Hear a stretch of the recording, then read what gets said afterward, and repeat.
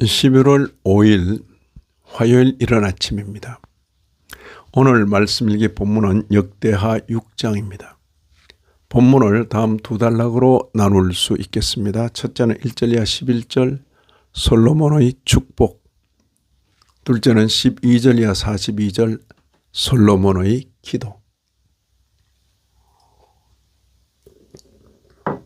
솔로몬은 공적으로 성전 준공을 선언합니다.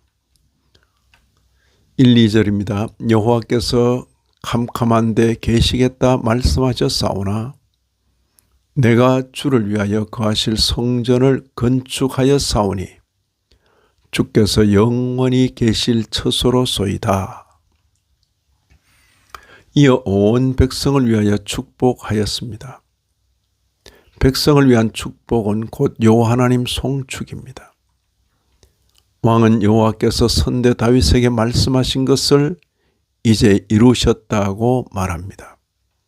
예루살렘도 다윗도 주께서 택하셨다고 고백합니다. 6절 보시면 예루살렘을 택하여 내 이름을 거기에 두고 또 다윗을 택하여 내 백성 이스라엘을 다스리게 하였노라 하신지라.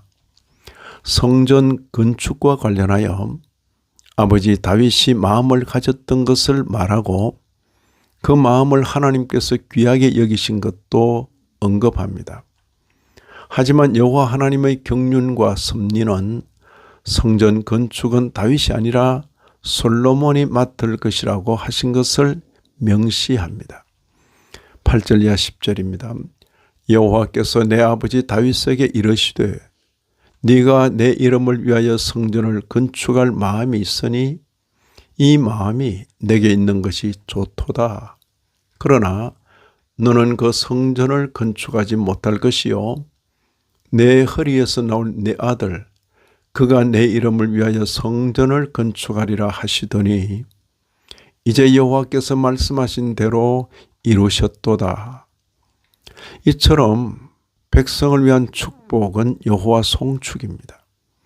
이 일의 자초지종을 알리고 그 일과 관련된 하나님의 경륜과 섭리를 알려주는 것은 참으로 중요합니다.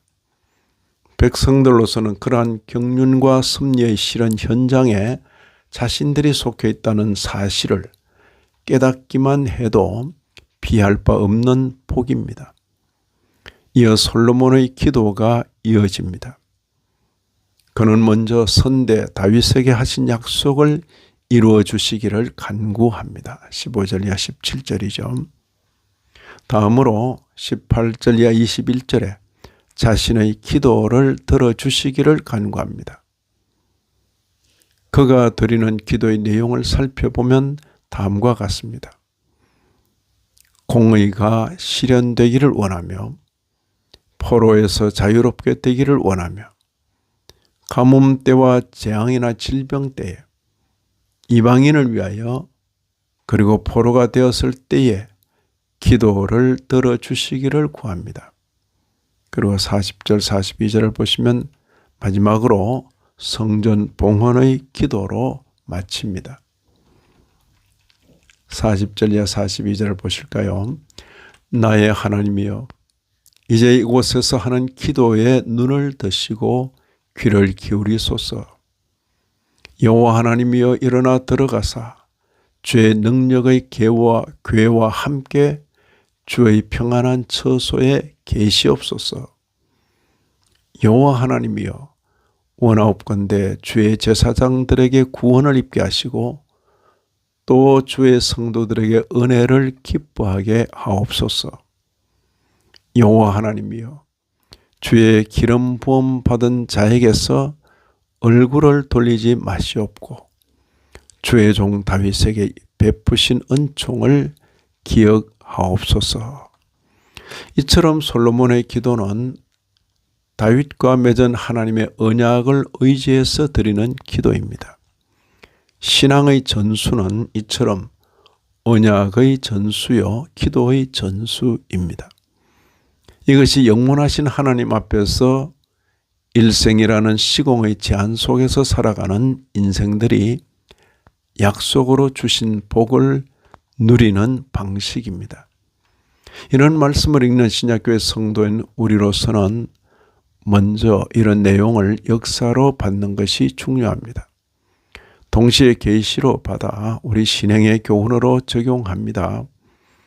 구속 역사 실현의 현장에서 자신이 그 실현 현장에 있다는 경륜과 섭리를 아는 것이 작지 않은 복이로구나. 나아가 영원을 향한 노정의 교훈으로 적용합니다. 주님의 이름으로 구하도록 하신 언약을 의지하여 하나님의 자비와 공의가 실현되기를 바라는 기도를 드려야 하겠구나. 주께서 가르쳐 주신 기도가 바로 그런 기도로구나. 이 아침에도 말씀에 참여하신 모든 분들 위해 하나님의 크신 은혜가 더하시기를 진심으로 기원합니다.